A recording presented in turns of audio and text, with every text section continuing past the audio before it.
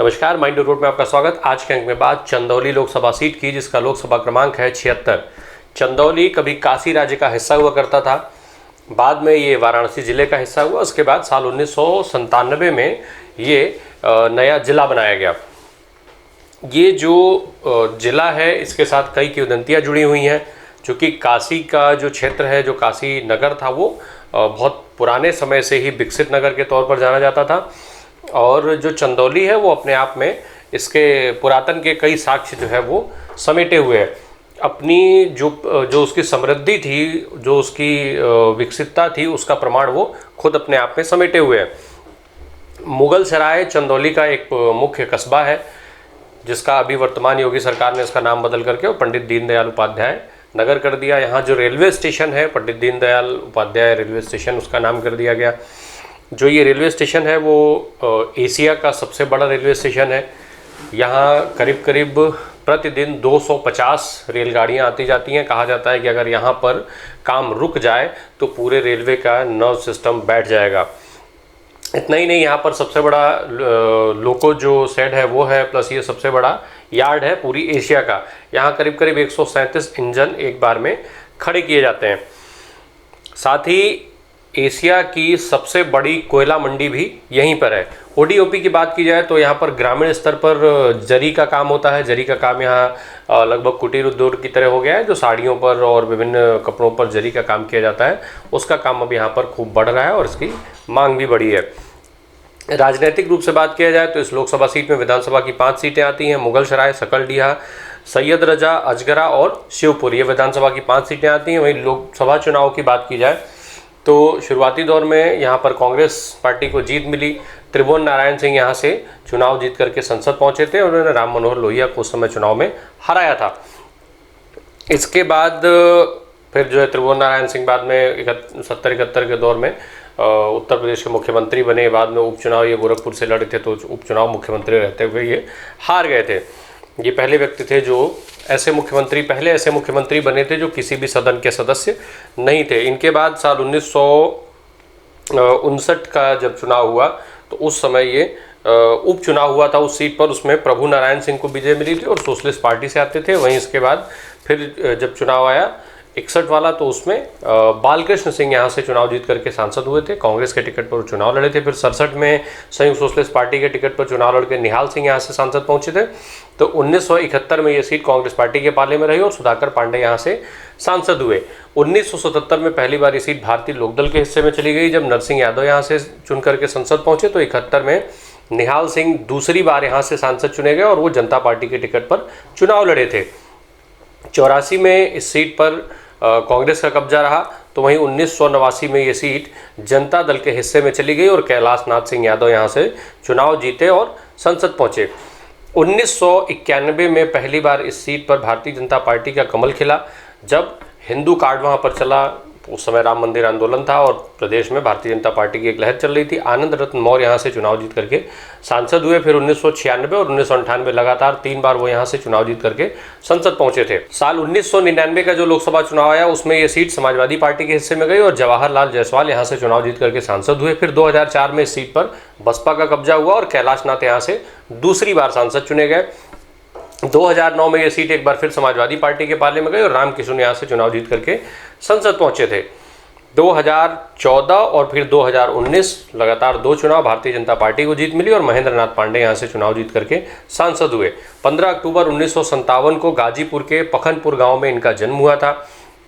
BHU से इन्होंने पढ़ाई की और छात्र संघ के महामंत्री हुए। छात्र राजनीति में सक्रिय रहे। 1978 में वहाँ के छात्र संघ के महामंत्री चुने गए थे और उसी साल ये राष्ट्रीय स्वयंसेवक संघ आरएसएस से जुड़ गए। और उसके बाद साल 1987 में इनको, इसके पहले 1985 में इनको भाजपा युवा मोर्चा का दायित्व सौंप दिया गया। युवा मोर्चा के प्रदेश मंत्री बना दिए गए ये। और फिर उसके बाद 87 में ये उत्तर प्रदेश भारतीय जनता पार्टी के कार्य समिति में सदस्य चुन लिए गए। 1991 में पहली बार ये गाजीपुर की जो सैदपुर विधानसभा सीट है वहाँ से ये एमएलए हुए। फिर 1996 में इसी सीट से दोबारा चुनाव जीतने में कामयाब हो गए। उसके बाद उत्तर प्रदेश सरकार में ये मंत्री भी रहे थे। राजनाथ सिंह सरकार में मंत्री रहे, रामप्रकाश गुप्ता की सरकार में मंत्री रहे। साल 2014 में इनको पहली बार लोकसभा का चुनाव लड़ने का मौका मिला। ये चंदौली की लोकसभा सीट से सांसद चुने गए। केंद्र में सरकार बनी, मंत्री भी रहे। 2017 में जब उत्तर प्रदेश में सरकार बन गई भारतीय जनता पार्टी की, तो केशव प्रसाद मौर्य उप मुख्यमंत्री बन गया और महेंद्र नाथ पांडे को केंद्र से ला करके भारतीय जनता पार्टी का उत्तर प्रदेश इकाई का अध्यक्ष बनाया गया। साल 2019 में ये दोबारा लोकसभा का चुनाव जीते। महेंद्र नाथ पांडे राम मंदिर आंदोलन में सक्रिय रहे, इमरजेंसी में जेल गए, भारतीय जनता पार्टी के बड़े ब्राह्मण चेहरे के रूप में जाने जाते हैं।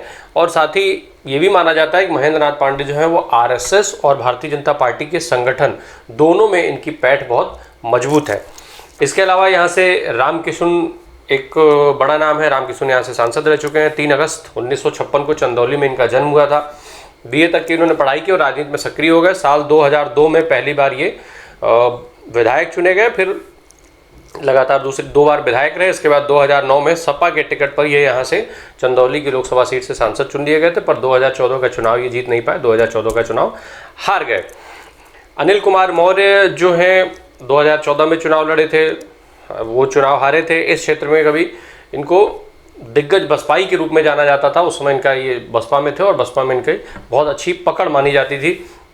20 अक्टूबर 1969 को इनका वाराणसी में जन्म हुआ। काशी विद्यापीठ से इन्होंने अपनी पीएचडी तक की पढ़ाई की। छात्र जीवन से राजनीति में सक्रिय रहे। साल 2007 में ये बसपा के टिकट पर मिर्जापुर की राजनगर विधानसभा की सीट से पहली बार विधायक चुने गए, पर 2012 में जब दूसरी बार चुनाव लड़े तो चुनाव हार गए। 2014 में बसपा ने इनको चंदौली की लोकसभा सीट से अपना उम्मीदवार बनाया, पर वो चुनाव भी ये हार गए। 2016 में इनको पार्टी विरोधी गतिविधियों के कारण बसपा से निष्कासित कर दिया गया और तब ये भारतीय जनता पार्टी में आ गए। 2017 में जब उत्तर प्रदेश में विधानसभा के चुनाव हुए तो सोनभद्र के घोरावल जो विधानसभा की सीट है वहाँ से ही वर्तमान समय में विधायक हैं। समीकरणों की बात की जाए तो यहाँ करीब 17.5 लाख के आसपास वोटर हैं और जिसमें करीब 9.5 लाख की संख्या पुरुष मतदाताओं की है, तो वहीं करीब 7.25 लाख के आसपास महिला मतदाताओं की संख्या है। यहाँ की जो आबादी है वो 88% आबादी हिंदू धर्म से संबंध रखती है और 11% आबादी मुस्लिम समुदाय से आती है। चंदौली की जो लोकसभा सीट है वाराणसी से लगी हुई है, तो इसलिए वाराणसी के जो प्रभावी नेता हैं और इसके अलावा जो गाजीपुर, बलिया और इस सेक्टर के नेता भी यहाँ पर एक अच्छा प्रभाव रखते हैं, क्योंकि इधर के जितने भी नेता थे वो सब यहाँ बीएचयू में ज़्यादातर लोग सक्रिय रहे और इसकी वजह से इन नेताओं का भी एक अच्छा खासा प्रभाव चंदौली में रहता है।